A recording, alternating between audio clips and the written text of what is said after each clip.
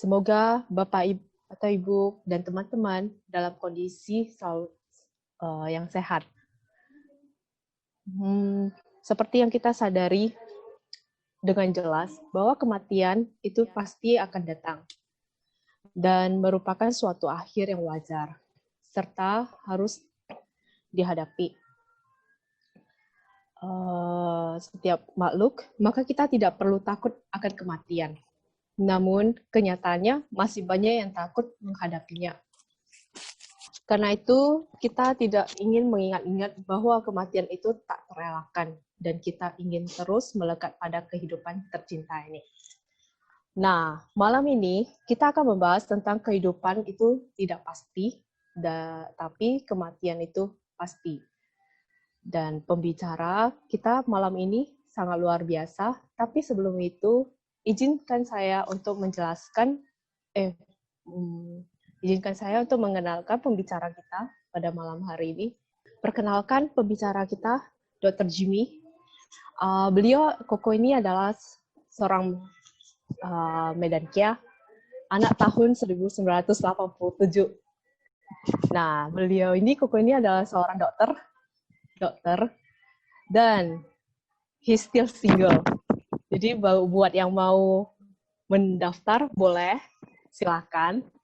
Nah, yang kedua, masa pandemi di mana kita lagi menghadapi satu penyakit yang bernama si COVID ya. Ada yang menamakan dia nona COVID, ya, ada yang bak COVID dan lain sebagainya. Apakah ini COVID ini sebenarnya perlu ditakutin atau tidak? Sebenarnya nanti ada hubungan untuk pembahasannya. Sebelumnya saya mau share screen dulu di sini. Oke, apakah screen saya sudah masuk? Vi, sudah masuk screen-nya? Sudah kok. Oh ya. Ya, jadi ini topik saya yaitu tentang kehidupan itu tidak pasti dan kematian itu pasti. Berhubung karena saya dokter ya, jadi saya sudah banyak melihat yang namanya kematian ya. Bukan berarti saya dokter pencabut nyawa ya, karena banyak melihat kematian. Kebetulan spesialis yang saya dalami itu lebih banyak memang berhubungan dengan masalah otak ya, di mana kita tahu bahwasanya di Indonesia itu sendiri bahwasanya tingkat kematian itu terkait penyakit otak itu yaitu stroke ya, itu sangat banyak ya. Jadi oleh karena itu saya sudah maksudnya terbiasa lah untuk melihat kasus-kasus kematian itu.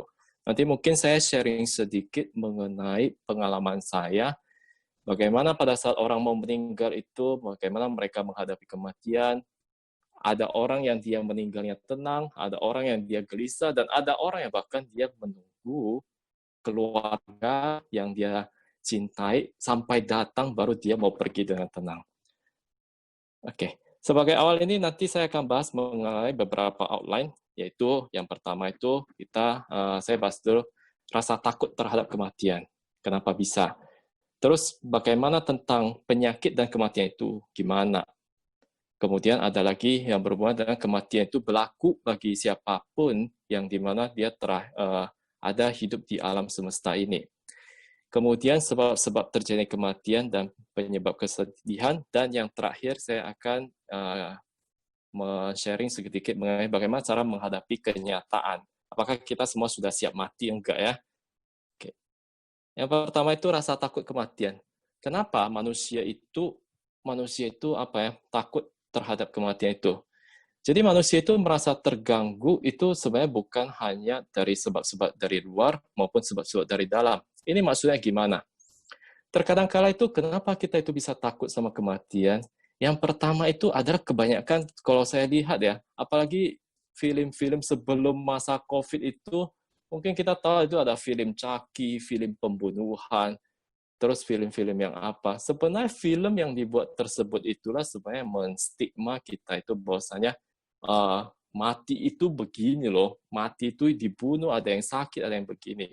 Padahal itu sebenarnya yang diceritakan di film itu sudah banyak yang walaupun kenyataan memang ada beberapa kasus seperti itu, tetapi lebih banyak yang di film itu kan dia sudah mendramatisir, maksudnya membuat biar film itu lebih bagus. Kalau misalnya orang mati gitu, tapi biasa aja kan, gimana ya, nggak kena itu film tersebut. Jadi sebab-sebab dari luar itulah yang membuat masalah yang membuat kita itu, terutama dari dalam diri kita itu, yaitu di mana pikiran kita menjadi melihat sesuatu itu, kematian itu merupakan sesuatu yang berbahaya. Padahal kalau mau kita lihat, bahwa saya misalkan kita nonton itu film, kita nonton sampai masuk ke dalam hati, sampai masuk ke dalam mimpi.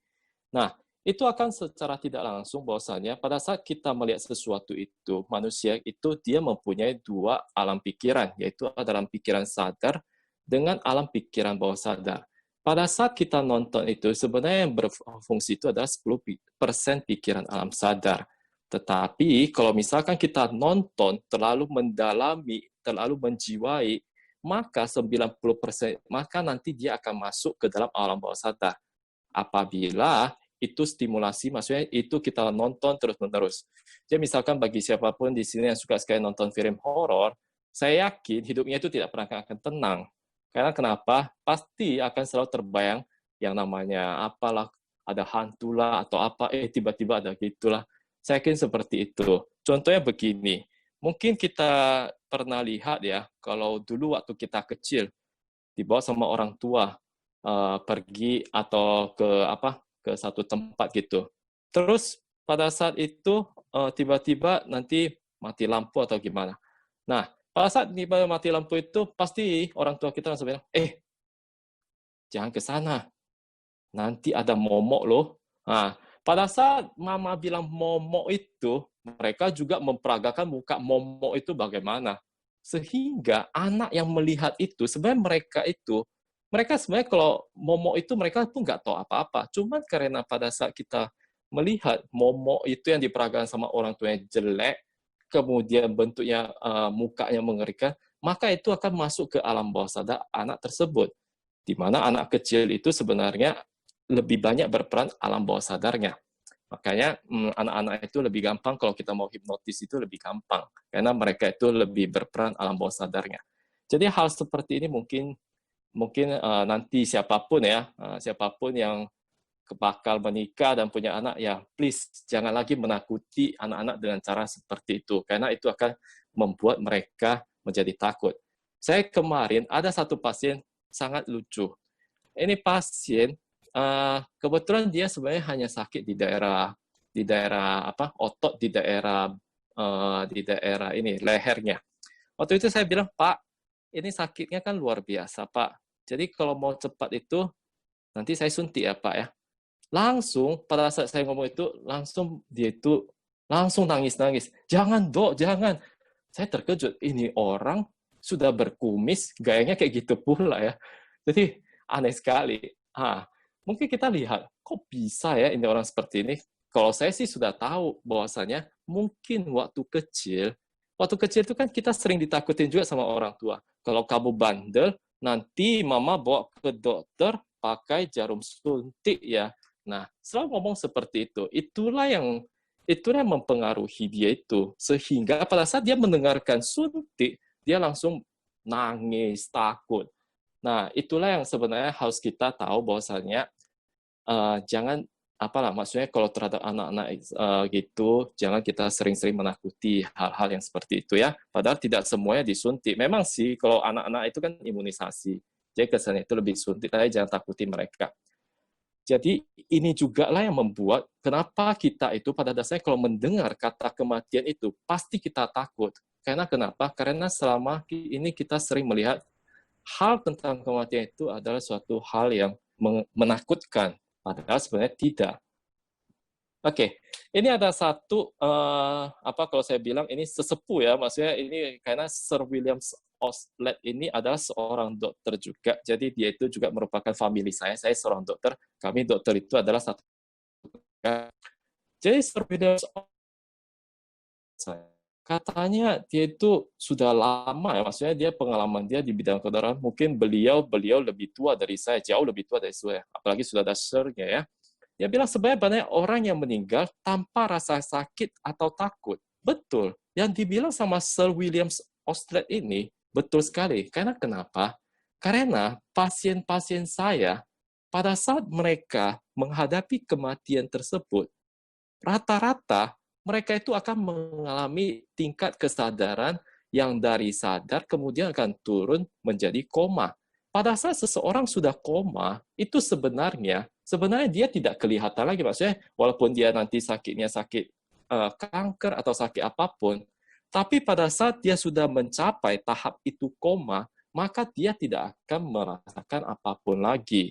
Tetapi memang di dalam batin dia itu dia masih berperan, masih batin itu masih ada, tetapi jasmaninya itu tidak merasakan yang namanya sakit, kesakitan lagi. Karena pada saat menurut medis itu kalau tingkat koma itu kita memberikan rangsangan apapun itu dia sudah tidak ada respon, ya. Dan lagian memang betul orang yang meninggal itu kebanyakan itu memang sebenarnya kalau kita lihat mereka ya kalau saya lihat sih kebanyakan kasus saya itu meninggalnya itu kebanyakan kalau saya lihat sih tanpa rasa takut atau sakit. Karena kenapa? Karena kebanyakan kalau sudah pasien kena stroke gitu, apalagi dia dengan perdarahan yang sangat luas, biasanya dia datang sudah tidak sadar dan kesadaran sudah koma. Jadi kalau kita lihat, oh ya kesannya dia udah tenang gitu, tapi kita nggak tahu batinnya gimana. Ya, jadi pada dasarnya itu memang, jadi yang di film-film seperti itu ya hanya sekedar drama ya, walaupun ada beberapa yang betul. Oke, yang berikutnya. Pembahasan kedua yaitu kita bahas mengenai penyakit dan kematian ya. Sebenarnya penyakit dan kematian ini itu merupakan suatu hal yang wajar. Bahwasanya ini adalah bagian dari kehidupan. Ini adalah bagian dari kehidupan. Di mana memang Sang Buddha mengatakan bahwasannya hidup tidak akan terhindar dari yang namanya sakit, tua, dan mati. Oleh karena itu, maka kita harus melihat bahwasanya segala sesuatu ini merupakan hanya suatu proses yang alami. Siapapun itu pasti akan mengalaminya. Jangankan makhluk hidup, benda tidak hidup pun, contohnya kayu, contohnya kita punya handphone, dan lain sebagainya, itu juga akan mengalami proses yang namanya ketidakkekalan. Karena itu adalah bagian dari kehidupan ini. Jadi kita harus menyadari hal seperti ini dulu. Jadi sekarang ini lagi masa COVID seperti ini, apakah kita harus takut terhadap COVID? Sebenarnya kita tidak perlu takut. Karena kenapa? COVID ini sendiri, virus dari corona ini sendiri sebenarnya dia hanya bermain di dalam proses kehidupan itu. Yang penting adalah kita sudah melakukan yang namanya ya mungkin sekarang itu banyak kayak seperti iklan-iklan atau apa bagaimana cara kita supaya tetap sehat, tetap selamat, tetap yaitu pakai masker, cuci tangan, jangan pegang muka dan lain sebagainya. Yang penting kita sudah berusaha melakukan itu. Tetapi celakanya kalau kulihat ya maksudnya ya saya pernah sekali keluar melihat kondisi sekarang gimana. Sebenarnya sebagai seorang dokter, saya melihat hal tersebut cukup sedih, karena kenapa? Memang sih, COVID ini orang bilang, ya ngapain juga kita takut apa semua. Tetapi, memang kita tidak takut, tidak usah takut, tapi ingat tetap selalu menjaga itu, protokol kesehatan itu. Saya melihat itu di luar itu bahkan ada yang tidak pakai masker, kemudian tidak ada yang namanya social distancing, physical distancing, semua duduk berdekatan, makan, nggak pakai masker, dan lain sebagainya. Jadi hal seperti itu yang maksudnya kita lihat itu sebenarnya sedih, karena kenapa? Memang mereka tidak takut, tapi cara mereka itu salah. Tidak takut bukan berarti artinya kita menerima apa adanya. Artinya, ya sudahlah, kan sudah COVID kan sudah di mana-mana. Ya, tapi tetap harus yang namanya safe. Maksudnya perlindungan diri itu tetap harus ada. Jadi bukan berarti menerima itu secara pesimis, tetapi kita harus ada usaha-usaha yang kita lakukan, jangan sampai terjadi yang namanya COVID tersebut. Begitu pula dengan namanya kematian ya. Maksudnya kan kita tahu, kan kematian ini sudah hal yang wajar. Ya bukan berarti juga sekarang rame-rame kita bunuh diri. Ya itu salah. Itu namanya pemikiran kita itu salah. Yang artinya kita sudah tahu bahwa kita itu akan mengalami kematian. Yang artinya kita harus menyadari bahwasanya suatu saat pasti kita juga akan mengalami kematian. Jadi tidak usah kita takutin. Karena takut pun nggak ada gunanya, pasti mati juga. Begitu. Kemudian yang berikutnya, sebenarnya peranan dari kematian dan sakit ya dan tua ini kepada kita itu apa? Sebenarnya peranan ini adalah menyadarkan bahwa kita itu sebagai manusia, sehebat apapun, sepintar apapun, seganteng apapun, secantik apapun, dan apalagi zaman sekarang ya, zaman-zaman oplas ya, operasi plastik lah, inilah, itulah. Nah, walaupun kita melihat hal seperti itu, ya, tapi itu semua sifatnya adalah tidak tetap. Itu semua akan berubah. Jadi peranan kematian di sini adalah bahwa saya menyadarkan kita sebagai manusia itu harus punya yang namanya kalau kita bilang ya rendah hati ya. Artinya apa? Artinya kita itu jangan terlalu sombong. Bahwasanya saya ini orang gini loh, saya ini orang kaya kok, contohnya saya ini dokter spesialis loh, kalian harus menghargai saya. Saya tidak pernah seperti itu. Justru kalau saya di luar rumah sakit, saya lebih suka, maksudnya kalau ketemu orang pun ya dipanggil biasa gitu, lebih nyaman. Karena kalau ketemu di luar dipanggil dokter kesannya agak aneh gitu ya. Jadi tidak ada yang perlu kita banggakan. Karena kenapa? Karena suatu saat yang kita punya sekarang itu akan kita tinggalkan. Yang kita bawa itu hanya satu, yaitu karma yang kita buat itu. Pada saat kita hidup ini, seberapa banyak yang kita buat, seberapa banyak yang kita lakukan, yang kita ucap, yang kita pikir, nah itulah yang akan terbentuk sebagai tabungan kita, yang akan kita bawa untuk kehidupan berikutnya.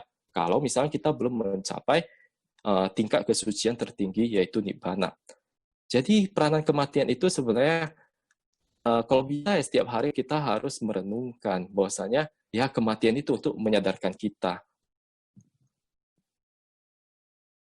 Nah, yang berikutnya itu outline berikutnya itu kematian itu berlaku bagi seluruh alam semesta. Ini saya mau menceritakan dua kisah. Mungkin di sini ada teman-teman atau ada senior-senior juga ya. Yang tadi saya lihat ada senior-senior dari Patria dan yang ikut bergabung juga. Mungkin saya mau ceritakan sedikit kisah ya, ada dua kisah. Dan menurutku kisah ini lebih menyedihkan daripada kisah-kisah drama-drama yang pernah kita semua tonton. Apalagi sekarang lagi ngetren ya, drama Korea lah, ya drama Korea, drama India lah, drama Turki dan lain sebagainya. Tetapi saya yakin kisah yang akan saya ceritakan ini tidak ada satu kisah drama Korea itu pun yang bisa menandingi kisah ini. Mungkin ada teman-teman yang di sini sutradara atau apa, mungkin bisa buatlah kisah ini jadi suatu drama. Karena saya yakin pasti akan membuat orang sedih ya, atau nangis-nangis lah, karena kisahnya sungguh sangat menyedihkan. Yang pertama itu saya akan sharing mengenai kisah Patacara Terry. Jadi kisah Patacara ini adalah kisah nyata ya, yang saya ceritakan ini kisah nyata. Mungkin bagi teman-teman yang non-Buddhis atau Buddhis tapi belum pernah dengar, ini yang saya ceritakan kisahnya itu adalah kisah nyata, yaitu kisah ini terjadi di kehidupan Sang Buddha. Yaitu kisah tentang Patacara ini adalah, seorang Patacara ini adalah seorang wanita yang sangat cantik, yang tinggal di suatu kota, di mana dia udah cantik, kaya raya, mungkin baik hati, tidak sombong, ya memenuhi kriteria lah ya. Bagi laki-laki mungkin mencari wanita yang seperti itu ya. Baik hati, cantik, tidak sombong, kaya raya, tunggal ya. Nah, Patacara lah itu orangnya. Tetapi Patacara ini, dia itu kan namanya orang kaya, pasti banyak pelayan-pelayan ya, pelayan di rumah itu banyak. Jadi ternyata Patacara ini dia itu jatuh hati terhadap salah seorang pelayan orang tuanya. Awalnya ya namanya kalau sudah orang tua ya, namanya orang tua, dia sudah punya anak yang cantik, satu-satunya nikahkan sama seorang pelayan. Apakah kalau misalkan di mereka, apakah kita mau seperti itu ya? Ya, sudah pasti kalau secara apa sih pasti nggak mau ya. Maksudnya secara duniawi kita berpikir pasti tidak mau. Seperti begitu pula lah kedua orang tua Patacara. Mereka bilang, kamu tidak boleh menikah sama pelayan. Bagaimanapun itu. Kamu harus dinikahkan sama seorang pangeran dan lain sebagainya. Tetapi yang namanya katanya cinta, itu buta, ya betul. Ya, si Patacara ini mungkin karena sudah cinta dan sebagainya itu, Patacara tetap tidak mau mendengarkan nasihat orang tua dan kemudian dia kawin lari sama pelayan tersebut. Nah, karena dia kawin lari sama pelayan tersebut, ya yang namanya pelayan sudah pasti hidupnya susah ya, maksudnya waktu itu. Jadi Patacara itu dia tidak apa-apa, dia bilang sama pelayannya, dia bilang sama yang dia suka itu, gak apa-apa kita menikah aja. Jadi mereka menikah dalam kondisi yang kehidupan mereka itu seadanya gitulah. Mereka tinggal di gubuk. Lalu pada suatu ketika itu Patacara hamil.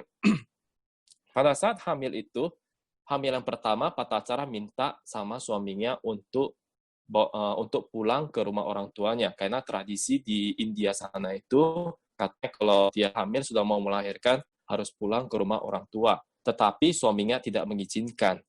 Pada saat itu, Patacara tetap ngotot untuk pulang, tetapi sampai di perjalanan, setengah perjalanan itu, suaminya mengikuti dia, dan ternyata Patacara melahirkan di tengah perjalanan tersebut. Jadi Patacara melahirkan seorang anak, kemudian dia tidak jadi pulang dan balik. Nah, pada saat kemudian, kehamilan yang keduanya ini, Patacara hamil, kemudian ingin melahirkan lagi. Nah, kisah tragisnya berawal dari yang ini. Pada saat itu dia ingin kembali lagi ke rumah orang tua, tetapi sama seperti awal, suami tidak kasih, kemudian Patacara tetap ngotot kabur. Pada saat kabur itu, suaminya mengikuti Patacara dari belakang. Kemudian pada saat itu, hujan deras di daerah tersebut. Kemudian suaminya langsung mengejar Patacara dan bilang, kayaknya kita harus menginap dulu. Jadi waktu itu suaminya sih sudah ACC lah, kalau dibilang ya udahlah mau pulang nggak apa-apa. Pada saat itu dibilang harus menginap dulu, kemudian suaminya pergi mencari goa di mana mereka bisa tinggal. Ternyata pada saat mencari goa itu, suaminya itu dipatok sama seekor ular. Dan ularnya itu berbisa. Kemudian suaminya mati seketika setelah dipatok ular tersebut. Kemudian Patacara berpikir, loh kenapa ya suami saya ini lama sekali pulang ya. Kemudian setelah itu dia pergi mengecek suaminya. Ternyata suaminya itu sudah waktu hujannya sudah mulai berhenti. Patacara pergi cek suaminya. Ternyata suaminya sudah meninggal dunia dan Patacara nangis. Jadi sudah satu yang meninggal.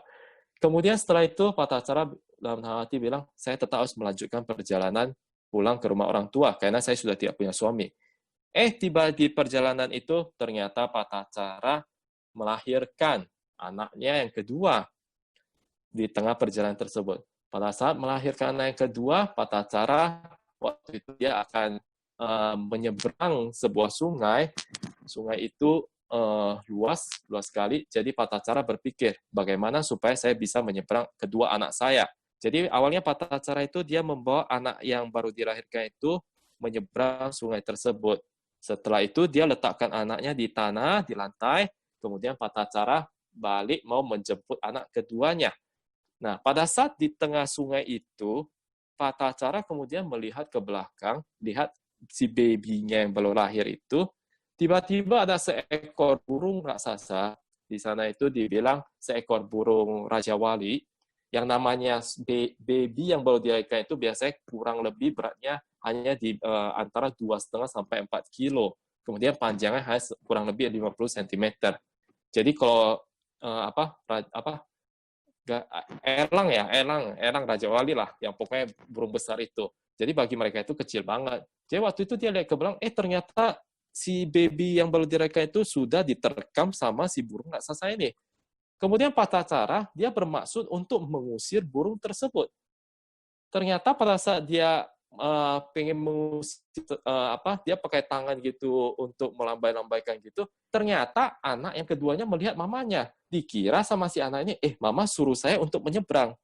Nah, Datanglah si anak kedua itu menyeberang ke dalam air. Anak yang pertama, anak kedua sudah dibawa sama si burung ini, sudah diterkam, kemudian dibawa pergi. Terus datang lagi si anak pertama itu menyeberang sungai tersebut. Namanya anak kecil, masuk ke dalam sungai, ya hanyutlah. Nah, pada saat itu juga Patacara kehilangan dua anaknya langsung. Waktu itu dia sudah mulai stres. Kemudian dia berharap semoga orang tua saya masih ada. Ternyata pas dia pulang sampai di desanya itu, dia mendapatkan kabar dari tetangga, saya maksudnya dari orang di desa tersebut, dia bilang, Patacara, kenapa kamu balik? Kemarin orang tuamu baru saja terhanyut sama banjir. Dan sekarang mereka sudah dikebumikan. Langsung dari sana Patacara tambah stres, kemudian ya wajar ya, bayangkan dalam satu hari dia kehilangan semua anggota keluarga inti yang dia sayangi dan juga dia cintai. Jadi karena dia stresnya itu, kemudian dia menjadi gila, kemudian dia itu sambil tertawa-tertawa, sambil keluar air mata, telanjang bulat, kemudian lari kemana-mana. Pada saat itu Sang Buddha melihat bahwasannya dengan mata batinnya Sang Buddha melihat ada seseorang yang bisa beliau bantu, yaitu pada saat itu seorang Patacara. Jadi waktu itu Patacara lari sampai di tempat, kebetulan di tempat Sang Buddha, kemudian setelah itu Sang Buddha ada orang yang lagi dengarkan khotbah juga memberikan kain untuk ditutup tubuh dari Patacara, dan Sang Buddha mempersilahkan Patacara untuk duduk. Kemudian Sang Buddha bilang, Patacara, bahwa ini air matamu ini bukan air matamu yang sekarang ini itu hanya sedikit dibandingkan dengan kehidupan lampau kamu, di mana air matamu itu sudah melebihi 4 samudra. Yang artinya Sang Buddha mengatakan seperti itu, cara terlibat di dalam kematian atau sudah sering melihat kematian-kematian anggota keluarga di kehidupan lampaunya. Jadi dibilang sama Sang Buddha seperti itu, kemudian Patacara pada saat itu tersadarkan. Kemudian Sang Buddha membabarkan syair Dhammapada sebagai berikut. Langsung dibilang sama Sang Buddha, bahwasanya walaupun seseorang hidup 100 tahun, tetapi tidak dapat melihat timbul tenggelamnya segala sesuatu yang berkondisi, sesungguhnya lebih baik kehidupan sehari dari orang yang dapat melihat timbul tenggelamnya segala sesuatu yang berkondisi. Artinya apa? Segala sesuatu yang berkondisi itu adalah pancakanda. Bahwasanya tubuh kita ini tersusun dari nama dan rupa, yaitu ada jasmani, kemudian ada perasaan, ada pikiran, bentuk-bentuk pikiran dan pengertian. Jadi tubuh ini tersusun dari pancakanda tersebut, yang di mana mereka pasti akan mengalami yang namanya ketidakkekalan. Anicca, tidak kekal, kemudian mereka akan melakukan, dan itulah yang akan membuat yang namanya dukkha. Dan itu kenapa bisa dukkha itu terjadi, kenapa bisa melapu tubuh ini, karena di dalam tidak ada inti di dalam tersebut. Jadi tubuh ini adalah sesuatu yang berkondisi. Jadi kita harus melihat bahwasanya tubuh ini pasti akan mengalami yang namanya kematian. Jadi daripada kita hidup 100 tahun tapi tidak pernah merenungkan yang namanya kematian, bagusan kita cukup hidup 1 hari di mana kita bisa melihat yang namanya timbul dan tenggelamnya kondisi tersebut. Itulah maksud dari Sang Buddha. Ya, jadi itu yang kisah yang pertama, ya, kisahnya sungguh tragis ya. Nah, berikutnya saya akan lanjut ke kisah yang kedua, yaitu kisah Gotami Teri. Kalau kisah ini, saya pernah menjumpai langsung, hampir mirip kisah ini di kehidupan nyata saya. Tapi sebelumnya saya ceritakan secara singkat dulu, berhubung waktu juga ya. Nah, jadi kisah Gotami ini ya juga sama, yaitu seorang wanita yang cantik. Tetapi kalau kisah Gotami ini dia menikah dengan seorang laki-laki yang kaya raya dan juga baik hati. Nah, mereka sudah menikah beberapa lama, sebenarnya mereka itu belum dikaruniai seorang anak. Sampailah suatu ketika mereka itu terakhir berusaha dikaruniai seorang anak. Kemudian pada saat anak ini menginjak usianya, tidak dibilang usia berapa, tetapi dibilang pada saat itu anak tersebut dia sudah mulai bisa berjalan. Kalau orang bilang itu, saya nggak tahu ya, karena saya belum punya anak, belum menikah.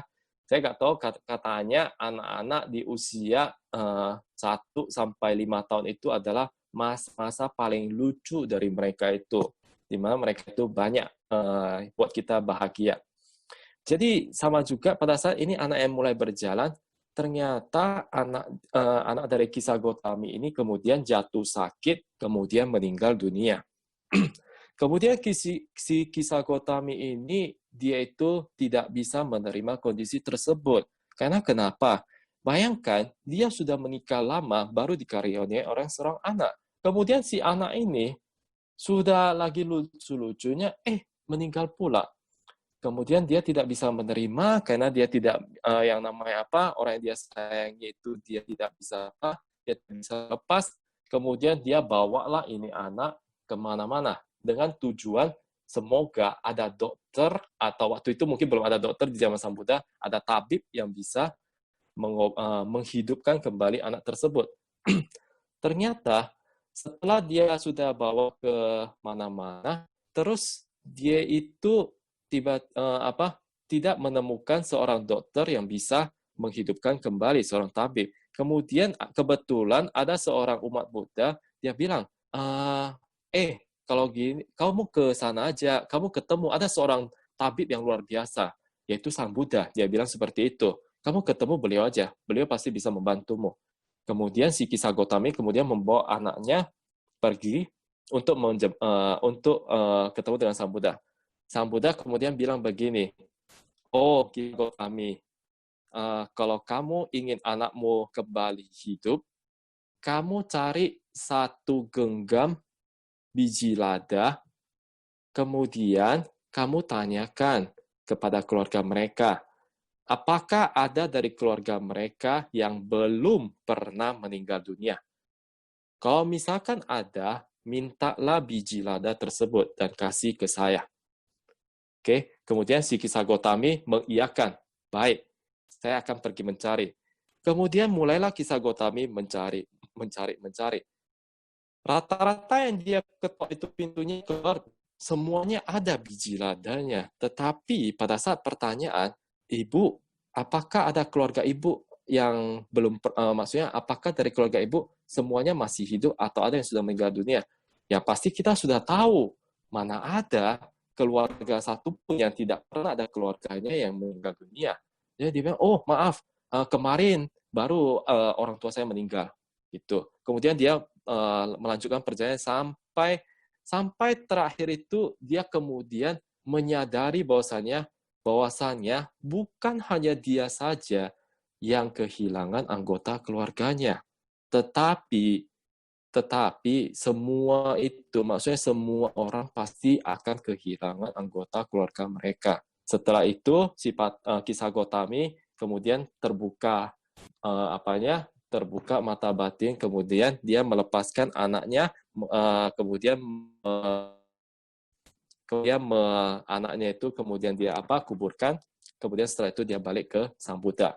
Kemudian Sang Buddha ngomong hal yang sama terhadap Kisah Gotami, persis seperti yang dibilang terhadap Patacara, yaitu tentang bahwasanya kehidupan dia itu bukan hanya kehidupan ini, dia kehilangan anggota keluarga yang dia cintai, tapi dia sudah pernah mengalami berbagai kehidupan di mana dia harus kehilangan anggota keluarganya. Dan air matanya itu sudah melebihi 4 samudra. Kemudian di akhir kisah itu, Sang Buddha bilang ke Patacara bahwasanya, walaupun seorang hidup 100 tahun, tetapi tidak dapat melihat keadaan tanpa kematian atau nibbana, sesungguhnya lebih baik kehidupan sehari dari orang yang dapat melihat keadaan tanpa kematian.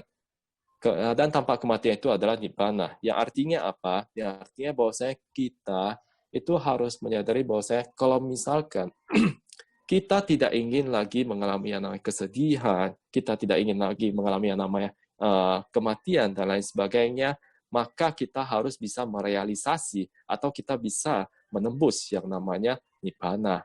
yang tadi sudah ada kisah-kisah yang saya ceritakan sebelumnya ya, dua kisah tragis ya. Mungkin bagi teman-teman yang sudah dengar bisa coba renungkan kembali. Apakah selama ini pernah dengar gak atau pernah nonton film yang berhubungan atau ada yang lebih tragis gak dari kisah yang tadi saya ceritakan tersebut ya.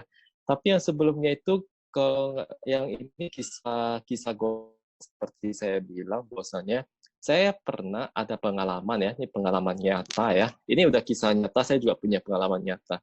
Ya itulah, enaknya sebenarnya jadi dokter itu, kita itu maksudnya melihat apa yang diajarkan oleh Sang Buddha itu nampak semua. Cuma sampai sekarang saya juga bingung ya, kenapa saya belum pencerahan ya. Jadi ini, saya dulu waktu dokter umum ya, saya ada pasien, bukan pasien ya, lebih tepatnya ada seorang ibu-ibu, dia waktu itu malam pas saya lagi jaga IGD, tiba-tiba ibu ini bilang masuk, dia kemudian langsung lari, dok bantu anak saya kejang-kejang. Kemudian saya bilang, oh ya Bu, taruh di di tempat di bednya dulu, nanti saya lihat. Kemudian dia setelah udah taruh, kemudian saya lihat, loh ini anak kok tidak bergerak, kok diam gitu aja. Kemudian saya tanyakan lagi, Bu, kejang-kejangnya dari sejak kapan? Dia bilang, oh tadi 2 jam yang lalu, Dok. Baru ku tanya lagi, terus yang tiba-tiba yang kayak gini, maksudnya yang sudah tidak bergerak dari sejak kapan? Kurang tahu, Dok. Yang pasti dia masih bergerak sih. Dia bilang seperti itu. Kemudian saya pastikan lagi, saya cek, ternyata setelah saya periksa, astaga, ternyata ini anak sudah meninggal dunia. Dia itu mata sudah tidak ada respon, kemudian bibirnya sudah biru, tangannya sudah mulai kaku, dan kakinya juga sudah mulai kaku. Kemudian saya bilang ke ibunya, Bu, maaf Bu, sebelumnya anak ibu ini sudah meninggal dunia loh. Langsung mamanya bilang, enggak Dok, tadi masih bergerak Dok. Saya terdiam aja, kemudian pas waktu itu, beruntung ya, dulu saya sudah pernah sempat baca ini Dhammapada, kisah Dhammapada ini, kisah-kisah Gotama. Cuman, waktu itu saya mau mikir, wah, ini kalau saya nanti pakai cara Sang Buddha, kasihan ini ibu. Ya kan, lagian kan saya tidak sebijak Sang Buddha ya. Beliau kan memang luar biasa kemampuannya. Saya kalau bilang, Bu, nanti coba cari segenggam biji lada hitam yang keluar kayak lada meninggal dunia. Waduh, nanti bisa gawat ya, apalagi di Medan ya. Di Medan itu rumahnya banyak itu. Terus karena saya sudah meyakinkan, saya bilang, Bu, ini kalau diperiksa secara apa sudah tidak ada, Bu. Jadi sudah meninggal anak ibu kan. Dia masih juga tidak menerima. Terakhir, ya udah, karena saya lihat ibu ini, saya pun nggak tahu caranya gimana menyadarkan dia, karena dia tetap ngotot seperti itu. Saya bilang, ya udah Bu, kalau memang ibu ibu silakan untuk cari dokter yang lain. Kalau saya saya tidak bisa bantu lagi karena anak ibu sudah meninggal dunia. Dan terakhir si ibu pun meninggalkan rumah sakit dan saya tidak apalagi ya, maksudnya tidak kejar ibu itu pergi ke rumah saya mana, tidak aku kepoin lagi. Coba saya dalam doa saya ya semoga ibu ini bisa tersadarkan. Ya jadi ini kisah waktu saya menemukan kisah itu ya saya langsung merenungkan ya ternyata maksudnya mungkin masih banyak kejadian seperti ini ya, mungkin masih banyak kejadian seperti ini yang maksudnya yang kita alami juga. Sebenarnya waktu saya kerja di sini juga, saya pernah punya pasien dia itu masih muda lah, 32 tahun, kemudian datang dengan stroke ya, stroke. Awalnya ini pasien sih dibilang sama keluarga sih baik-baik saja, cuma dia muntah-muntah terus. Kemudian waktu sudah di CT scan kepala, ternyata ada perdarahan yang cukup luas. Jadi sudah dikasih tahu ke istrinya juga bahwasannya si bapak ini ada perdarahan yang lagi aktif. Kemudian setelah itu beberapa saat kemudian dalam waktu 2 jam sudah saya kasih obat dan lain sebagainya. Dan perdarahannya itu ternyata kalau pada pasien usia muda memang dia otaknya itu masih padat ya kalau kita bilang ya. Kalau orang tua kan otaknya sudah mulai berkeriput-keriput, jadi ruangan di otak itu dia besar. Sehingga kalau terjadi perdarahan, dia biasanya lebih aman kalau pada pasien usia tua, kecuali perdarahannya sangat luas. Kalau pada usia muda, kalau dia kena stroke perdarahan itu, jadi dia walaupun darahnya nggak gitu banyak, tetapi karena otaknya masih padat itu mengakibatkan tekanan yang disebabkan oleh darah itu cepat sekali, dan itu sangat berbahaya. Jadi 2 jam berselang, walaupun sudah diberikan obat, ternyata si suaminya tidak bisa diselamatkan dan akhirnya meninggal dunia. Terus sama seperti, tapi yang ini sih saya tidak apa lagi ya, saya tidak lagi apa, karena memang kita lihat dari dia hidup sampai meninggal dunia, ya si istrinya itu menangis, teriak-teriak, karena kenapa? Karena ternyata anak mereka itu masih kecil, katanya masih umur, pokoknya 2 anak itu masih balita.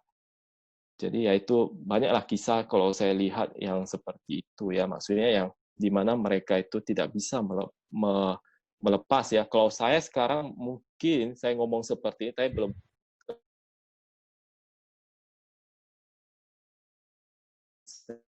meninggal, saya cuma selalu apa aja, maksudnya merenungkan saja. Mudah-mudahan bisa saya lewati ya. Oke. Yang berikutnya ini sebab-sebab terjadi kematian. Ini sebab-sebab terjadi kematian ini menurut dari versi Sang Buddha ya, bahwasanya beliau mengilustrasikan kenapa orang bisa mati itu diilustrasikan seperti sumbu lilin dengan minyak. Kita tahu bahwasanya ini lilin bisa menyala kalau ada minyaknya. Jadi sumbu lilin itu bagaikan tubuh kita ini. Kemudian minyak itu bagaikan kama pendukung kehidupan kita. Jadi kita sekarang bisa hidup itu karena kita punya tubuh, kemudian kita punya kama yang mendukung untuk kehidupan tubuh ini. Yang pertama, kenapa bisa terjadi kematian? Apabila sumbu lilinnya itu sudah habis. Jadi sama seperti kalau kita manusia itu, kita kan punya usianya. Kalau rata-rata sekarang usia manusia itu kurang lebih 75 tahun. Jadi berbahagialah kita ya sekarang itu 75 tahun rata-rata, maksudnya orang akan meninggal di usia tersebut. Dulu waktu kalau kita baca-baca di kisah-kisah Sang Buddha, mereka itu bisa hidup sampai 100 tahun ke atas. Ya memang betul ya, dulu itu sama sekarang itu beda. Bedanya di mana ya? Mungkin kalau dulu itu lingkungan itu masih bersih, belum ada banyak industri dan lain sebagainya. Makanan pun tanam sendiri, nggak pakai organik dan lain sebagainya. Kalau sekarang kenapa usia itu semakin lama semakin pendek? Ya, berhubung dengan dunia maju, pasti itu ada efek yang akan kita dapat juga, yaitu di mana bahwasanya makan sekarang itu serba instan ya. Makanya jangan suka makan instan-instan kalau tidak mau hidup kita itu instan ya.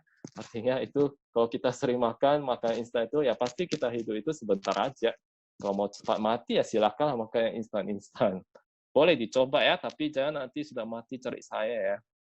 Oke, itu yang pertama. Kemudian yang kedua itu adalah sumbunya masih ada, tetapi minyaknya itu sudah habis. Nah, artinya apa? Ini badan, dia masih muda, contohnya masih oke lah, masih belum 75 tahun. Tetapi karena kama pendukung kehidupannya itu, minyaknya sudah habis, maka dia meninggal dunia. Jadi jangan heran kenapa kita lihat ya, kadang kita melihat ada bayi atau anak yang baru dilahirkan, loh, ini anak kok bisa ya dia meninggal dunia ya? Padahal kan masih bayi, padahal masih anak. Ya, kita harus tahu bahwasannya memang dia itu sumbunya masih oke, tetapi kama untuk mendukung hidupnya itu habis. Kenapa bisa cepat habis? Yaitu berhubung dengan perbuatan, ucapan, dan pikiran yang dia lakukan di kehidupan lampaunya. Oleh karena itu, makanya kita harus selalu pada saat ada kejadian seperti itu, harusnya kita merenungkan, bukan menjudge, atau bukan kita langsung bilang gini, enggak. Tapi kita harus merenungkan, bahwasanya memang ada loh kondisi seperti itu. Kemudian sebab terjadi kematian ketiga itu adalah sumbu habis, kekuatan pendukung kama kehidupannya juga habis. Nah, ini dia usianya 75 tahun, kemudian dia meninggal dunia, ya itu paling sesuai ya. Itu yang ketiga. Nah, yang keempat ini yang sering terjadi, maksudnya yang sering kita kadang bingung ya, kok bisa ya. Contohnya yang keempat ini adalah sumbu oke, minyaknya bagus, tiba-tiba ini kan dia nyala, sumbunya itu nyala. Terus tiba-tiba ada angin kencang, gitu, datang, tiba-tiba lampunya mati. Nah, itu seperti orang yang meninggal karena kecelakaan, atau karena musibah, atau karena misalkan kecelakaan pesawat, atau misalkan karena kena bencana alam dan lain sebagainya. Jadi kita jangan heran ya, jangan heran bahwasanya mungkin dulu ya waktu tsunami dan lain sebagainya itu kurang lebih 200.000 orang sekian, bahkan lebih ya, banyak yang meninggal dunia. Jadi sebenarnya di sana itu inilah yang terjadi, bahwasanya sebab kematian inilah yang terjadi. Ada yang muda, ada yang tua, ada yang masih apa, semuanya tidak memandang usia dan lain sebagainya, dan mereka semua meninggal dunia. Jadi ini berperan adalah faktor yang keempat, di mana kita harus tahu bahwasanya di dalam dunia ini, bahwasanya kita bukan hanya ada satu hukum, yaitu hukum karma. Jadi sebenarnya ada 5 hukum yang berperan di dalam satu dunia ini, yaitu nanti ada hukum fisika, ada hukum biologi, dan lain sebagainya. Tidak saya jelaskan sekarang, karena nanti itu di topik yang lain. Cuma kita perlu tahu bahwa memang ada loh, ada orang itu yang dia masih tiba-tiba dia meninggal dunia, bencana, dan lain sebagainya. Jadi dengan mengetahui bahwa kita pasti akan mengalami 4 sebab atau salah satu dari sebab ini, maka kita seharusnya sudah merenungkan bahwa tidak mungkin kita itu tidak mengalami yang namanya kematian. Kemudian kenapa ada orang dia itu sedih mendengar yang namanya atau sedih melihat atau mendengar yang namanya kematian? Karena kenapa? Bahwasannya orang bisa sedih dan menderita karena disebabkan karena adanya 2 faktor, yaitu Sang Buddha sebenarnya sudah bilang bahwasanya yaitu di 4 kebenaran mulia itu yang di mana adalah sebab dari duka itu adalah tanha, adanya nafsu keinginan. Di sini saya mau tambahkan bahwasanya sebab dari orang itu bisa sedih dan menderita adalah adanya awija, kebodohan, dan tanha. Kalau kita renungkan lagi, kenapa kita bisa terbentuk, kenapa bisa kita terlahirkan, itu adalah hukum patika samuppada, hukum sebab akibat, yaitu yang paling awal itu adalah itu awija. Karena kebodohan ini, karena kita tidak tahu, sehingga membuat nafsu keinginan kita itu berkobar-kobar, sehingga kita melekat terhadap yang namanya pancakanda, yaitu terhadap yang namanya rupa. Akibat dari itulah makanya kita terlahir terus dan tidak habis-habisnya. Jadi kehidupan kita ini disebabkan oleh karena 2 faktor tersebut. Apabila kita ingin merealisasi nibbana, maka kita harus memotong yang namanya awija dengan tanha ini. Memang semua itu ada caranya dan ada prosesnya. Karena kedua faktor inilah kita itu melekat terhadap segala sesuatunya. Nah, kita sebagai umat Buddha dan teman-teman yang mungkin yang non-Buddhis juga ya, saya bahas juga sebenarnya bukan hanya umat Buddha ya, maksudnya kita semua itu harusnya tidak tenggelam ke dalam yang namanya kalau misalkan ada keluarga kita atau ada teman-teman kita yang mengalami sakit yang kemudian meninggal, kita harusnya tidak terlalu, maksudnya tidak terlalu terbawa arus. Karena kenapa? Karena sebenarnya bahwasanya kita sebenarnya sudah tahu bahwasannya hidup ini pasti ujungnya adalah kematian. Hidup ini pasti ujungnya adalah suatu kematian. Dan itu akan terjadi pada siapapun. Sedih boleh sedih, tetapi jangan sampai membuat diri kita itu menderita. Kalau kita lihat ya, seperti tadi cerita yang saya bilang ya, yang di mana dia itu istri masih muda, terus suaminya sudah meninggal dunia dan meninggalkan 2 orang anak. Jadi memang sebenarnya posisi dia itu ya dia kan punya anak, terus suaminya meninggal. Mungkin yang jadi pikiran dia adalah anaknya masih kecil, terus siapa yang mau kasih apa? Mau kasih anaknya makan, terus gimana? Makanya dia terlarut dalam kesedihan itu. Dia belum siap. Pada saat dia menikah, pada saat apa dia belum siap. Jadi sebenarnya kita itu sebelum menjalankan sesuatu itu, kita sudah harus ada persiapan. Artinya apa? Contohnya begini, kalau saya memutuskan untuk menikah, maka saya sudah harus siap juga untuk melepaskan. Kalau saya menikah, kita punya istri atau punya suami, maka suatu saat kita akan berpisah dari mereka. Itu hanya masalah waktu. Kita selalu merenungkan hal itu. Cuma terkadang orang pada saat mendengar yang namanya pernikahan, mereka kan langsung oke lah, bahagia dan lain sebagainya, tetapi kadang mereka tidak menemukan hal tersebut. Kemudian tiba-tiba terjadi kematian yang dialami oleh pasangannya, maka mereka belum siap, kemudian ada yang nangis, ada yang stres, bahkan ada yang sampai bunuh diri. Dan itu kejadian sangat banyak di Indonesia maupun di luar negeri. Kalau kita lihat sekarang itu berita-berita ya, ada anak muda lah baru pacaran, terus tiba-tiba ketemu mati, gantung diri di kosnya. Penyebab kematian karena putus cinta. Bayangkan, itu masih pacaran, kemudian dia langsung gantung diri. Ya, jadi hal yang seperti itu kalau memang kita terlalu melekat, itulah yang dibilang namanya awija, kebodohan, dan kita terlalu nafsu keinginan kita itu menggebu-gebu sehingga terlalu melekat, maka fatal akibatnya.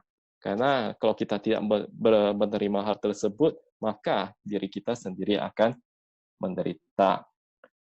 Kita sudah pernah berpesan kepada kita semua, jadikanlah dirimu sebagai pulau dan pelindung bagi diri sendiri dengan kerja dan usaha yang giat.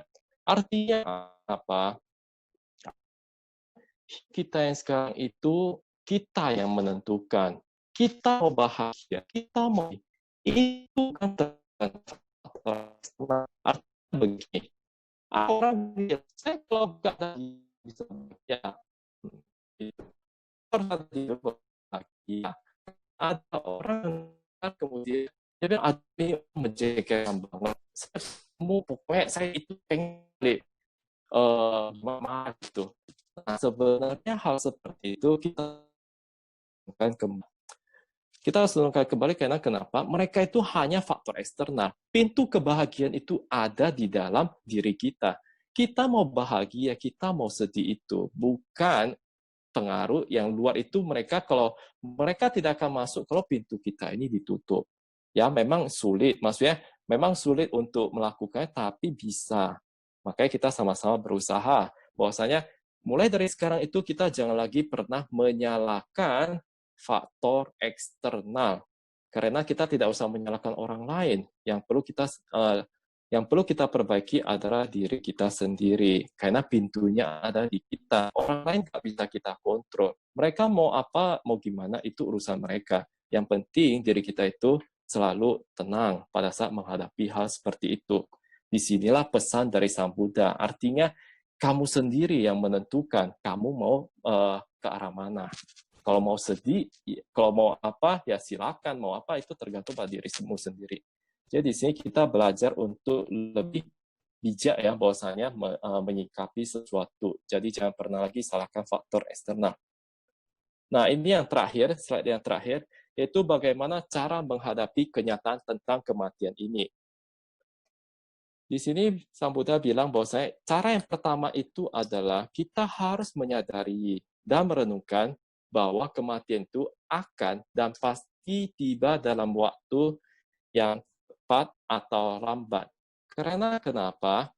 Karena di dalam alam semesta ini, tadi saya sudah bilang bahwasannya hidup kita ini tidak akan terhindar dari yang namanya anicca, ketidakkekalan, dukkha, penderitaan, dan anatta. Artinya bahwasanya segala sesuatu di dunia itu tidak ada intinya. Artinya selalu berubah-ubah.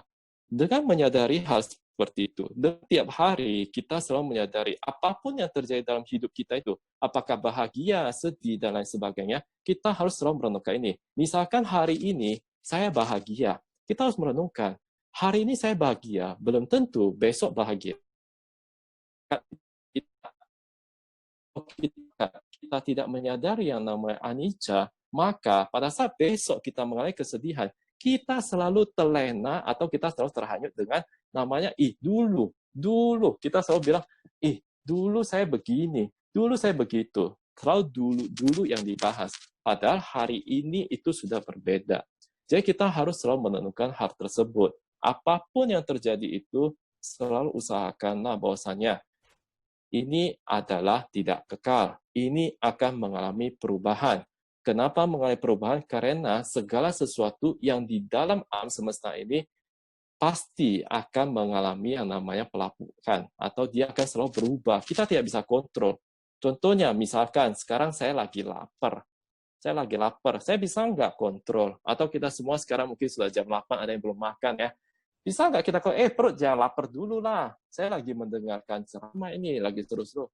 Kita nggak bisa kontrol.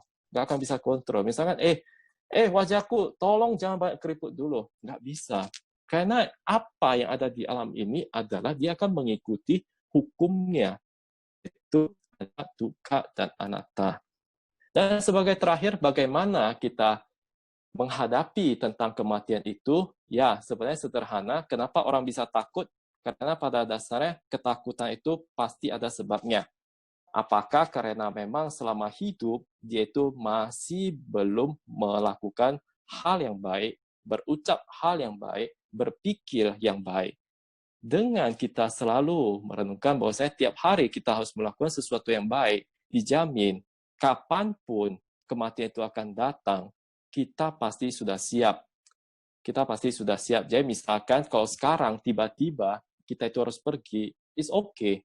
Tapi bukan berarti ingat, kita itu pemikiran apa atau ngaca atau putih sebagai foto kan kita masih hidup harus bukan namanya hal yang baik itu karena sebab hidup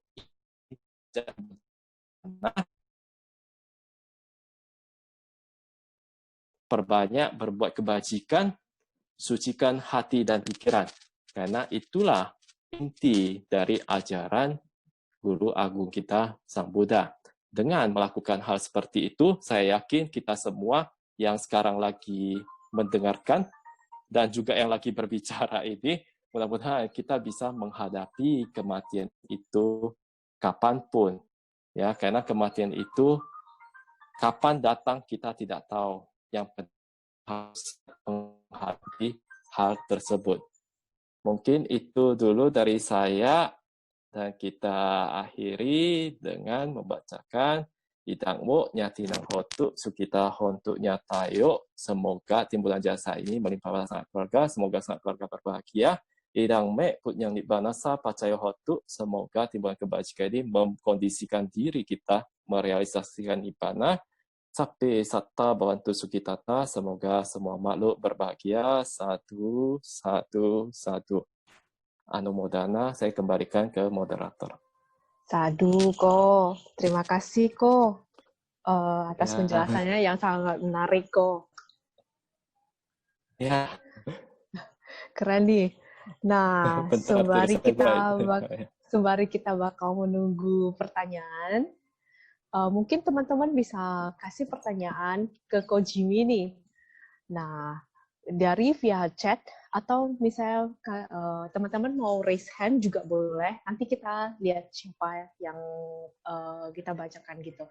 Nah, sembari menunggu, Ko Jimmy izin dulu. Vivi mau promosiin sedikit tentang Dhammatalk nantinya oleh Bante Ditayano. Ko Alfred, boleh tolong bantu kok? Ko Alfred.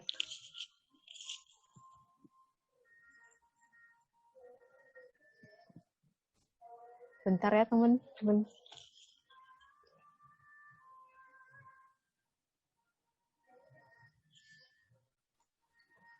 Bentar ya.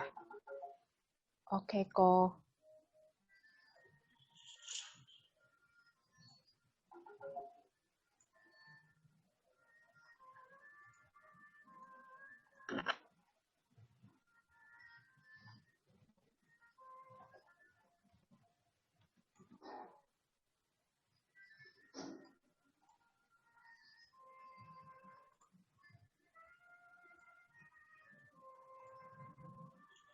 Oke, udah.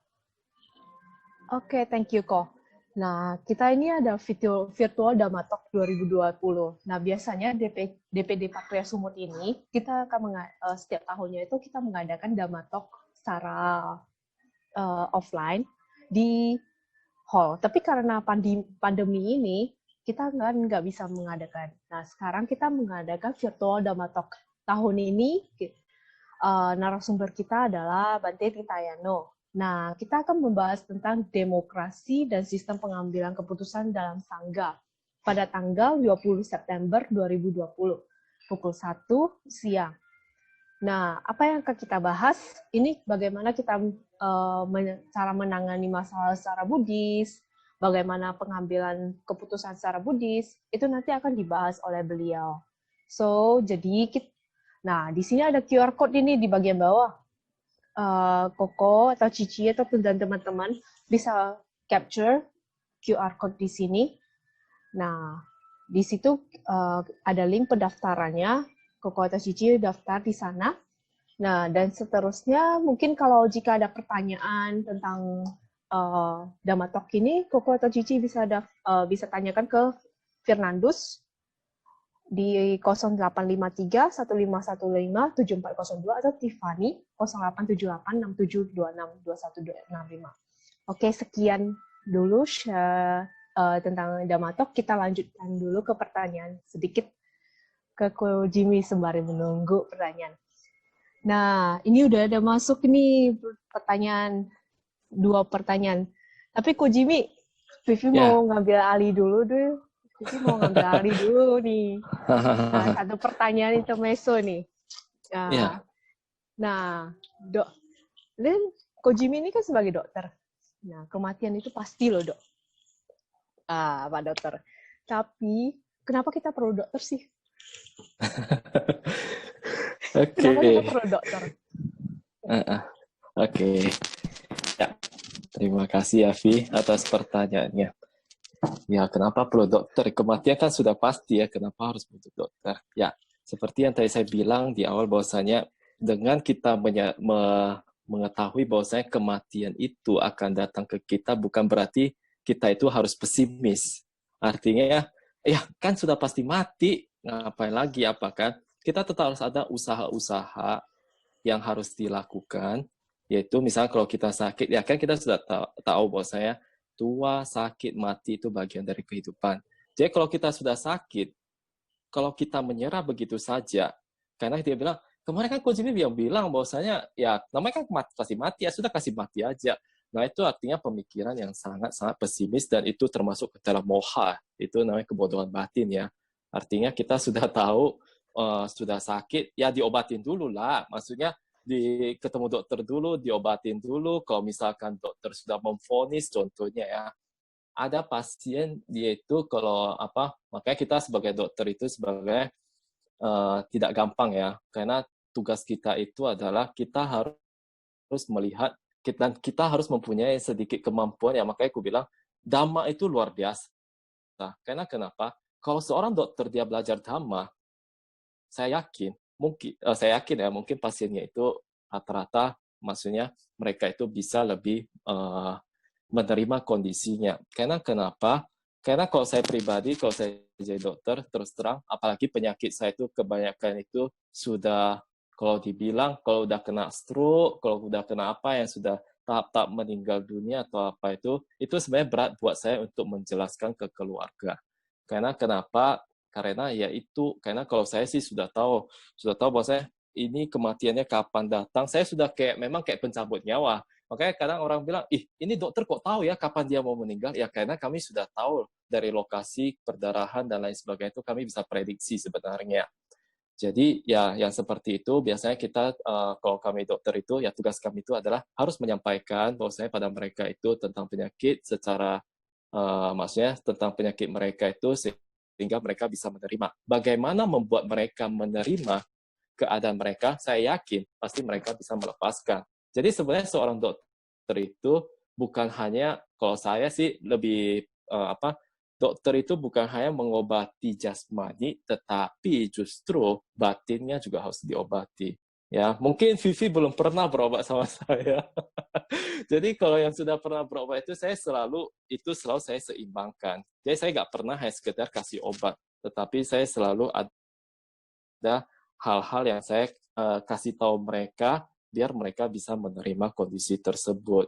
Jadi kalau ada sakit, ya tetap harus cari dokter. Karena kan kita prinsipnya kita tahu bahwasanya sakit pasti terjadi, tetapi kita harus berusaha untuk mengobatinya juga. Jangan pula langsung kita, ya sudahlah, nanti mati juga nya. Nah, itu namanya pemikiran yang sangat bodoh gitu.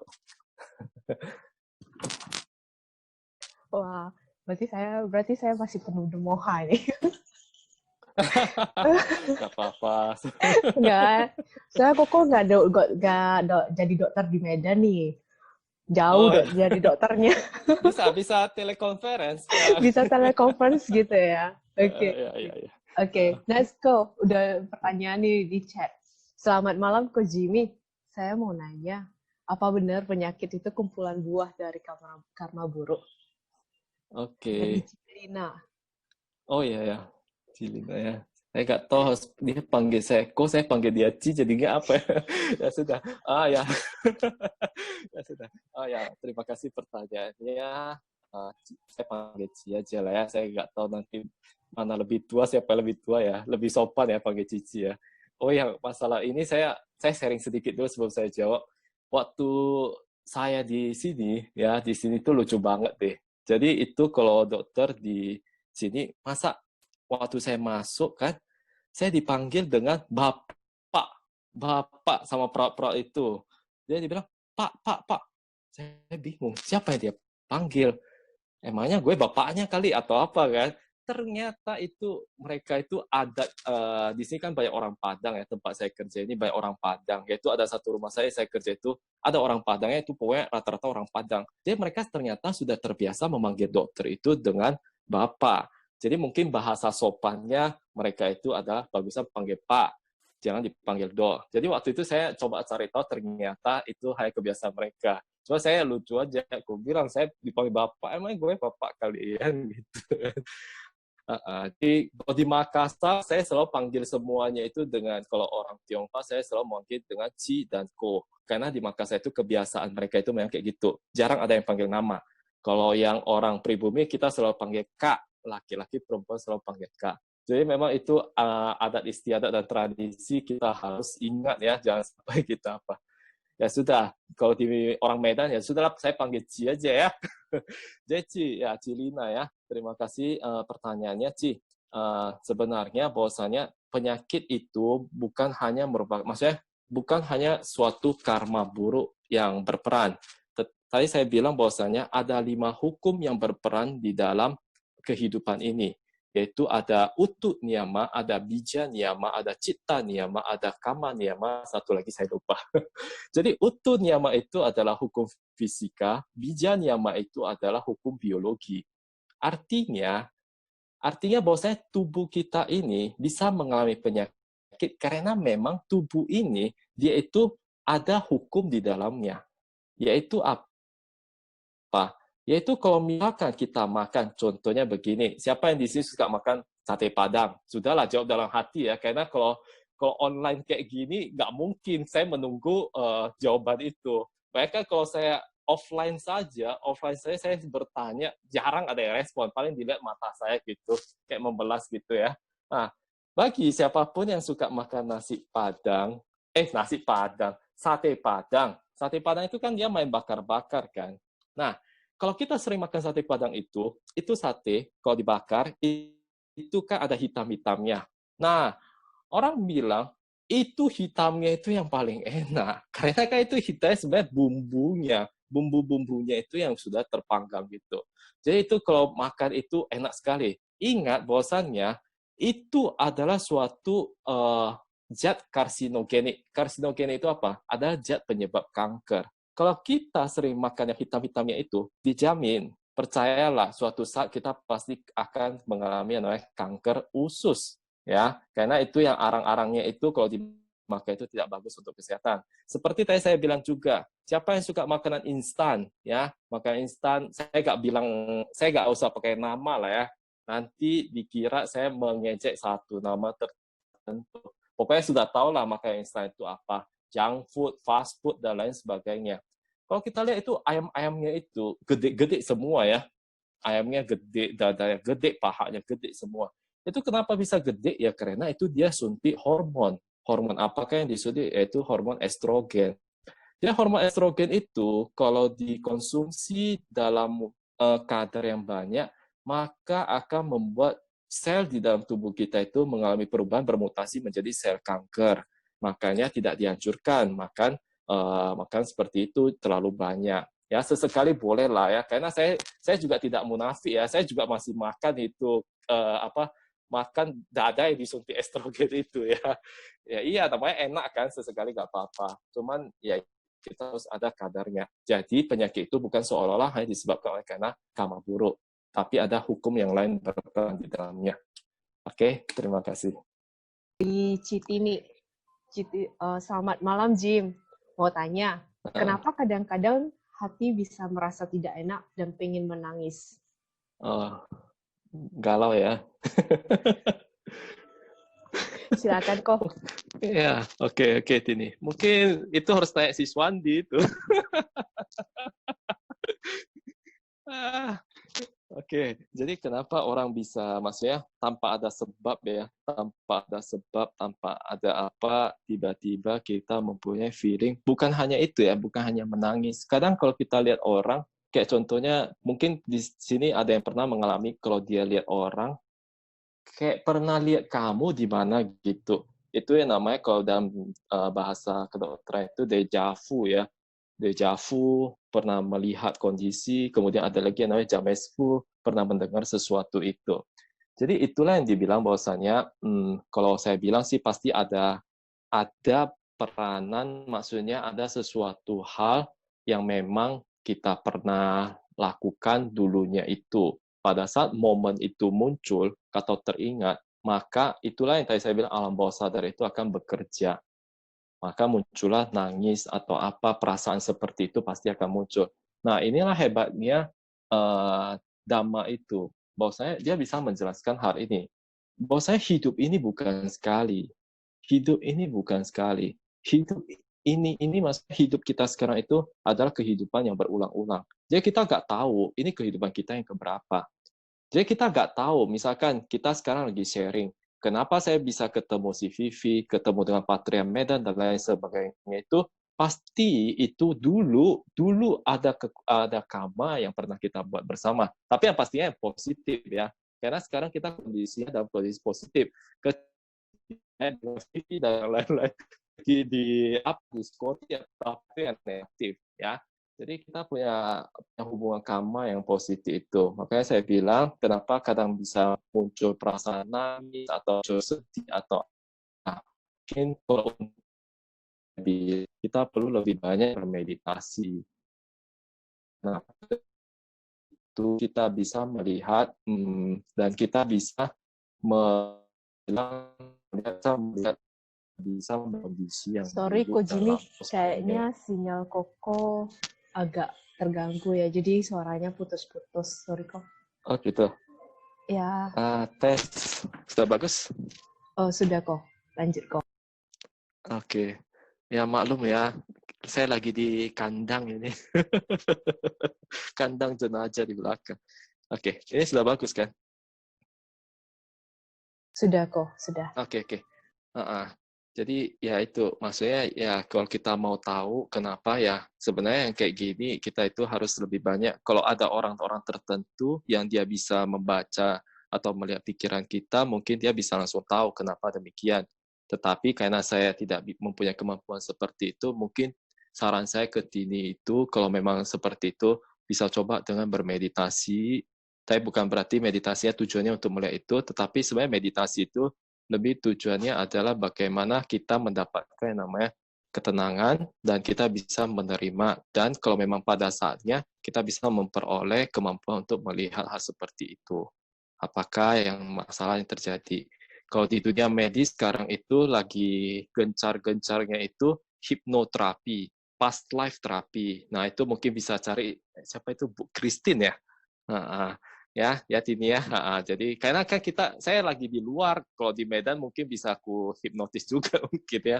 Tapi itu memang dia ada sesi-sesinya. Nanti dari sana itu betul ya, ilmu hipnoterapi itu adalah ilmu yang betul karena itu dia tidak melawan apa, maksudnya dia memang ada penelitiannya. Jadi itu memang bisa kita buktikan karena saya pernah ikut juga Jadi pernah ikut juga, jadi itu memang dia ada sesinya, nanti kita bisa menarik sampai mencari, kalau mau cepat, mau instan, maksudnya kalau meditasi itu kan prosesnya lama.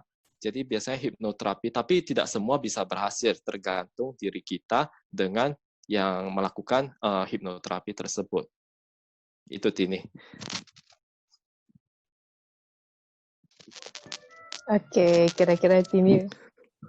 Ini Niko, Tini nanya, kapan balik Medan, Zin? Sudah mau di booking.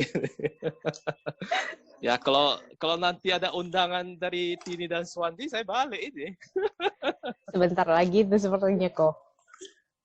Iya, cuma karena corona aja nih. Oke, nice, balik ke. Ya. Pertanyaan kira-kira dari teman-teman masih ada tidak ya? Untuk pertanyaan. Kalau tidak ada, kayaknya pertanyaan dari saya deh, dari akhir. Ya, Dok ya. Ya, silakan. Nah, Pak Dokter, pertanyaan selanjutnya. Apakah kita wajib menjelaskan kematian ini kepada orang tua? Dan bagaimana kita jelasinnya itu ke orang tua itu secara yang baik? Nah, kalau mengenai jelasin kematian ke orang tua, apalagi kita Medan Lang lah, ngomong tentang mati ke orang tua, bisa-bisa kita dihapus dari kakak besoknya. Nah, jadi contohnya ini, misalnya, kita jalan-jalan di mall, nah tiba-tiba dapat brosur rumah masa depan. Kita pulang rumah, Pak, ini ada brosur nih, rumah masa depan, bisa KPR lagi, mau beli, kita belikan dulu ya, gitu ya. Kayaknya orang tua kita bakal, udah lu, keluar lo, gitu ya. Nah, gimana jelasin ke orang tua kita, oh kematian itu pasti, itu bakal seperti itu.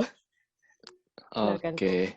Ya, ini pertanyaan yang pertanyaan yang akan membuat saya membuka, kalau saya bilang aib ya, aib saya sendiri. Saya pernah mencoba menjelaskan kematian ini sama orang tuaku.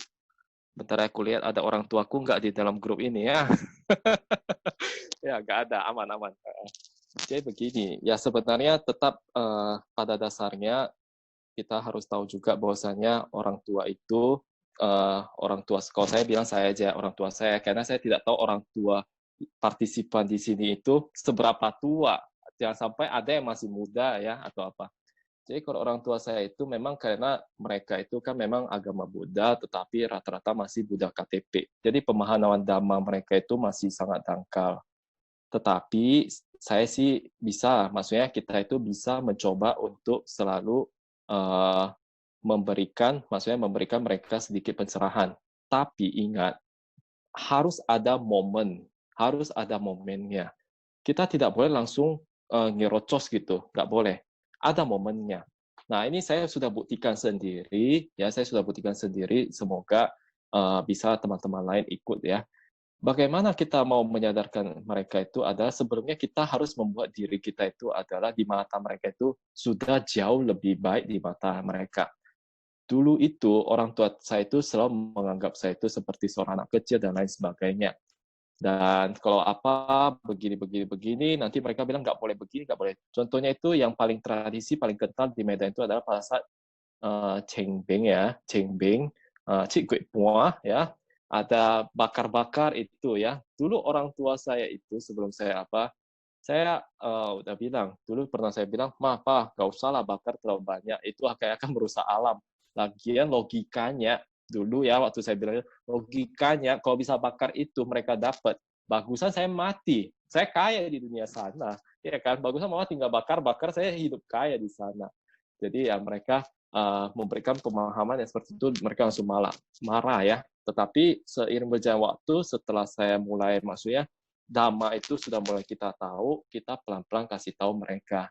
Jadi momen itu terpenting. Jadi masalah kematian ini kita juga jelaskan.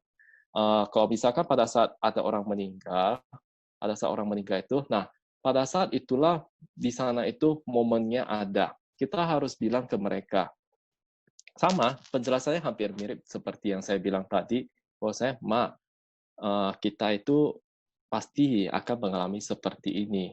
Tapi jangan juga, kalau kamu salah, Vi. Karena kamu langsung tawarkan rumah kematian itu, rumah masa depannya. Itu kurang asem namanya. Ya. Mana boleh tawarkan ke orang tua, mau apa, halu itu teh, leki mana itu. Itu ya pasti tiok ceng lah, ya. Itu Jadi kan ya itu contoh. kita, contoh. Biasanya contoh itu pernah dilakukan. Saya sudah sampai bilang rumah masa depan, saya belum pernah tahu loh ada jual rumah masa depan gitu ya. Ada Ya kok di jadi Medan itu ada. maksudnya kita. Oh ada ya. Ada. Saya 1 bulan aja kemarin di Medan, sudah nggak tahu lagi kondisi Medan. Ya jadi itu maksudnya momen itu selalu ada ya, kita bisa jelaskan. Yang penting timingnya pas sih. Penjelasannya sih sama, cuman tergantung pada orang tua masing-masing ya. Kalau orang tua saya itu terus terang ya mereka itu tradisi masih kental banget, jadi pelan-pelan harus dibilang pada saat ada momen tepat kita harus kasih tahu. Jadi begitu ya. Mungkin itu saja karena saya tidak bisa menyamakan ya, maksudnya pada dasarnya itu pembicaraan tentang kematian itu pasti mirip-mirip, cuman momennya itu dan kita bicara dengan siapa itu, karakter mereka gimana, harus kita ketahui dulu baru bisa mengarahkan mereka gitu. Mungkin dari kalau misalkan ada siapa ini, ada Will, ada apa, sesepuh mau tambah silakan ya. Ada kok di rumah, di Medan. Bisa cicil saya KPR kok. Ada DP, Ya, ada KPR-nya. Jangan Jadi ditawarkan, ya kalau tawarkan ke orang tua sih pasti marah. kan banyak. Biar keng ui hak sui seng lo kan. Keng Hong Sui ya. Ini Nah itu Ko William Will, tulis cara ya. ngomong ke orang tua tentang kematian. 1, kuliah kedokteran. 2, ambil spesialis neurologi. Berat itu kok. Oke. Kira-kira dari teman-teman masih ada yang mau bertanya tidak ya? Kalau tidak, mungkin kita bisa sampai, maksudnya kita sampai sini aja. Dari teman Kojimi mau kasih kesimpulan tidak? Atau biasanya kasih kesimpulan ya oke lah, moderator biasanya juga. Bentar tuh, ini dari Tini dia suruh wait. Oh ya. Wait, lain kali buat meeting lagi. Ya, siap. Siap. Memang kemarin saya sudah ada bilang juga ke Christine ya. Aku bilang Christine mungkin next berikutnya saya mau sharing tentang hal yang berhubungan dengan maksudnya kan kebetulan saya maksudnya bagian neurologi. Mungkin saya akan sharing tentang sakit kepala atau pusing. Cuma nanti saya akan coba kaitkan dengan dhamma. Tapi ya tergantung topik. Kalau kalian mau request topik juga silakan. Apakah tentang peta atau apa? Pengalaman sih ada, mungkin saya sharing itu lebih seru lagi deh ya. Apalagi kalau saya ngomongnya di belakang. Nanti berikutnya mungkin saya ngomong pas di samping kamar jenazah aja ya. Dengan topik peta itu benar ada atau enggak. Jadi teman-teman bisa lihat langsung apakah benar. Ya itu. Oke, nanti kalau ada waktu saya pasti saya selalu usahakan buat Patria kok. Sudah lama saya sudah lama gak ngomong juga seperti yang dibilang Tini kan. Jiao Ge ya. Jiao Ge. So ya, terus terang kan? sudah 6 bulan gak damatok ya, gak damatok juga apa sih ya, jadi damatok sekarang ini ya membuat saya itu yang sudah tersimpan 6 bulan keluar semua. Belum puas saya ngomong sebenarnya. Belum puas ya karena kepotong. Ayo silakan. Langsung ke cerita lagi, langsung ke kesimpulan kok. Oke. Ya, jadi ya sama-sama Tini. Saya juga kalau ada pendengar-pendengar setia seperti kalian ya. Oke. Jadi untuk kesimpulannya ya bahwasanya kita itu tadi mungkin contoh-contoh yang real ya, yang real dari saya sudah saya sharing juga. Kalau saya sih kalau ditanya ya, sebenarnya topik ini ada pertanyaannya. Cuman saya mau lihat dulu. Di sini nggak bisa polling ya. Oh ya, sudahlah, jawab dalam hati lah. Dulu waktu saya bawa ini topik di Makassar, sebagai penutup saya bertanya ke audiens. Jadi sekarang kalian sudah siap mati belum? gitu. Jadi mungkin bisa dijawab dalam hati, apakah setelah mendengar topik ini, apakah kita semua sudah siap mati belum? Kalau ditanya ke saya, dia pasti pertanyaan balik ke saya juga. Karena kalau saya yang bicara pasti ditanya. Jadi saya sudah siap mati belum? Ya kalau sekarang tiba-tiba mati, ya mungkin saya sudah siap sih. Ya mungkin sudah siap. Tapi jangan juga dimatikan ya, gitu. Ya, jadi ya itu. Karena kenapa? Karena kalau saya maksudnya ini karena saya udah sering melihat kematian, saya selalu merenung. Maksudnya kalau kematian itu pada pasien saya selalu merenungkan bahwasannya ya suatu saat saya juga pasti akan mengalami ini. Jadi apa yang sudah saya persiapkan, kalau kita sudah mempersiapkan sesuatu, saya yakin semua yang ada di grup ini sekarang sudah siap mati.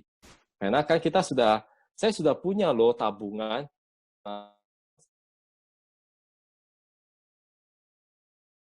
Penting selalu ingatlah bahwasannya dulu waktu pertama saya ngomong di Medan itu, jadikanlah dhamma itu sebagai pedoman hidup kita.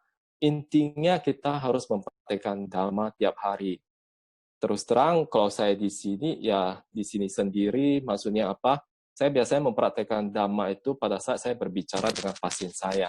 Jadi mempraktekkan dhamma itu tidak mesti harus yang ada bante atau apa, berdana apa.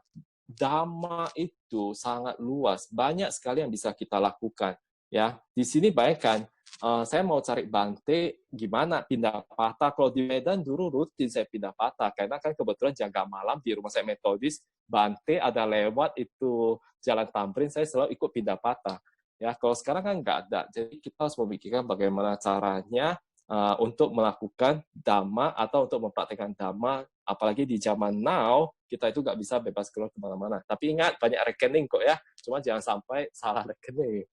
Ya, jadi itu dhamma itu sangat banyak yang bisa kita lakukan. Dengan saya sharing kepada pasienku, saya juga sebenarnya maksudnya sharing hal-hal yang baik, kita juga sebenarnya sudah mempraktikkan dhamma.